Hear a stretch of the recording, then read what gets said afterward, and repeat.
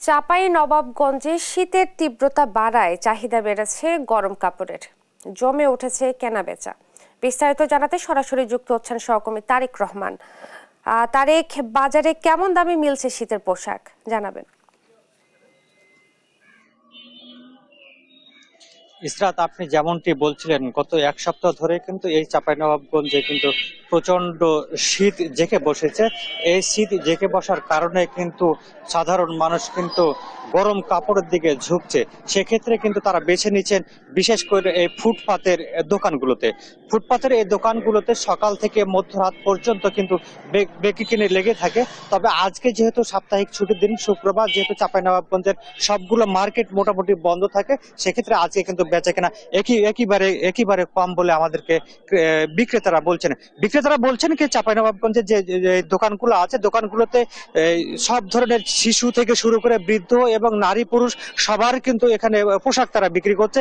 সেক্ষেত্রে 200 টাকা থেকে শুরু করে 1000-1500 টাকা পর্যন্ত কিন্তু তাদের কাছে সব ধরনের পোশাক তারা সরবরাহ করতে পারছে। আরেকটি বিষয় আমাদেরকে জানিয়েছেন কি যে এখানে শুধু দরিদ্র না, এখানে সব ধরনের নানা শ্রেণী পেশার মানুষ কিন্তু তাদের দোকান থেকে এসে তারা গরম কাপড় কিন্তু সংগ্রহ করছেন।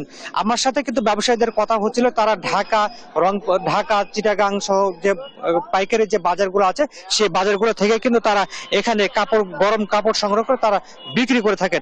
আমরা একটু কথা বলতে চাই একজন দোকানির সাথে, যে আপনি একটু আমাদেরকে জানাবেন আপনারা কোথা থেকে এই শীতের গরম কাপড় সংগ্রহ করেন এবং এখানে আপনারা কি কি ধরনের গরম কাপড় বিক্রি করছেন। আসসালামু আলাইকুম।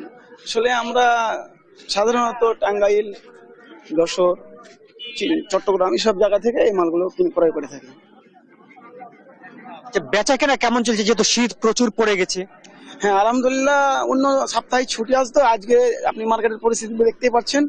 মোটামুটি আজকের অবস্থা একটু ঢিলাঢালাই চলে, আজকে মোটামুটি আমাদের ঢিলে যাচ্ছে। তবে অন্য সপ্তাহে ছুটির পর আলহামদুলিল্লাহ হয় বেচা কেনা ভালোই হয়। জি, ধন্যবাদ আপনাকে। জি ইসরাত, আপনি শুনছিলেন কি একজন ব্যবসায়ী বলছিলেন যে আজকে যেহেতু সাপ্তাহিক ছুটি, এই ছুটির কারণে ক্রেতার সমাগম কম হয়েছে।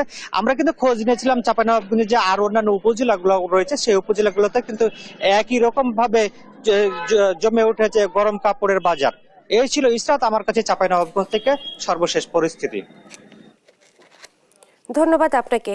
চাঁপাইনবাবগঞ্জে শীত বাড়ায় গরম কাপড়ের চাহিদাও বেড়েছে এবং কেনা বেচাও জমে উঠেছে, এ ব্যাপারেই জানাচ্ছিলেন সহকর্মী তারেক রহমান।